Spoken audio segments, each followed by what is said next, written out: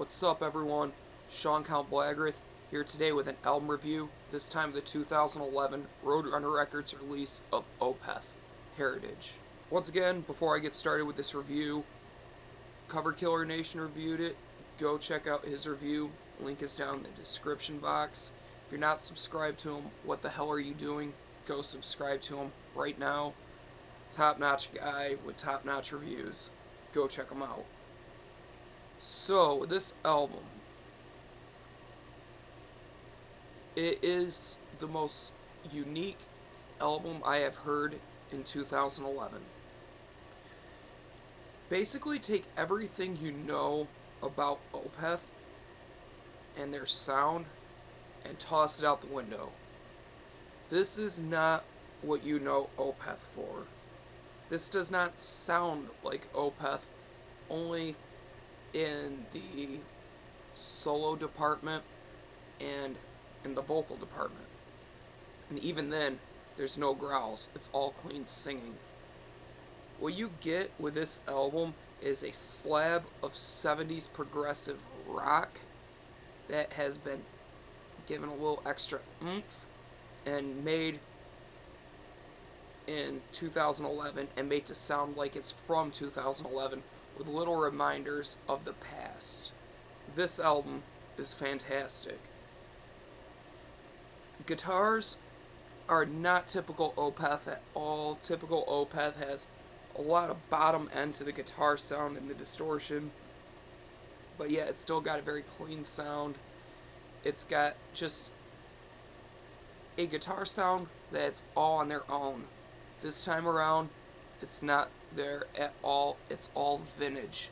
It all sounds like 1960s and 1970s progressive rock sounding guitars. When I say that, it really reminds me of one of the most underrated bands of all time, Uriah Heep. The guitars just really remind me of that vividly. And there's just so many clean and acoustic passages that this is a very relaxing album. I actually was able to show this to my father, and he enjoyed it. And he was blown away by some of the stuff they were doing. This is not for your typical Opeth fan. Diehard fans will defend it, and others won't. I will say this, so there's a couple guitar passages where I find it to be kind of meh, kind of boring. But it's very unique, it's very intricate, it's very jazz influenced. It's just an awesome album that shows that Opeth are top-notch musicians. Bass. The bass is clearly audible, and just some of the bass lines on this are so smooth and so relaxing that you almost get lost in it. And the bass is just so tight with the drums. And I mean, it's almost to the, how should I put this? It's almost to the level of Intronaut when it comes to drum and bass. It really reminds me of that in a weird sort of way. The bass is mixed perfectly. It's got a very warm, classic sound to it. Very vintage sounding, and I love it. Drums. Now this is, in my opinion, the best part of the album.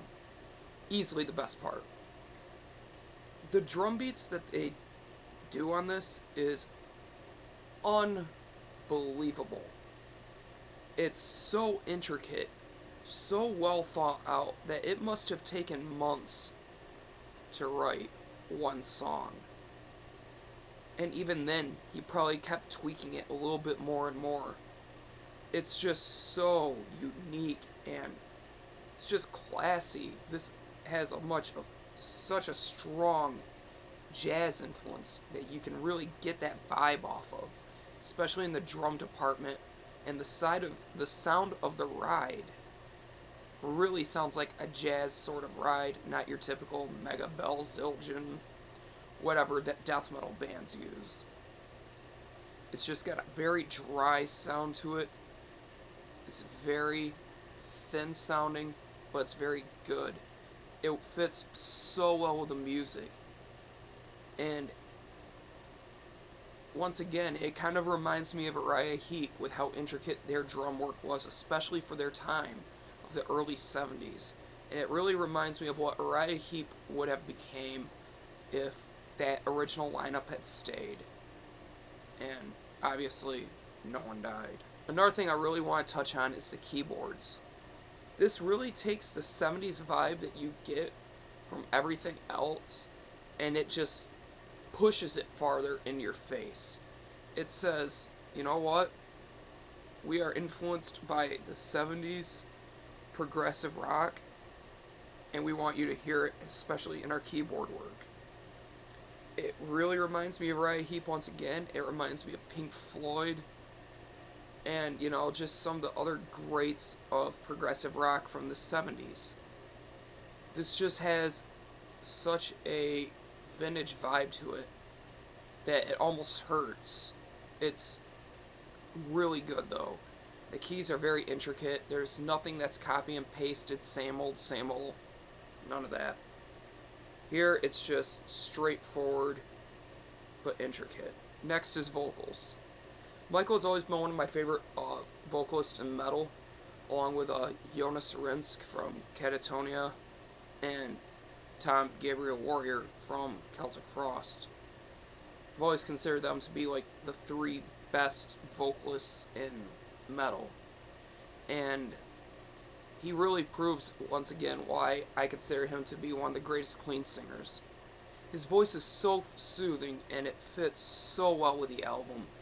Everything he says, you can understand. Everything he says, you can really feel with the emotion in his voice. And that's a very powerful tool to use as a vocalist.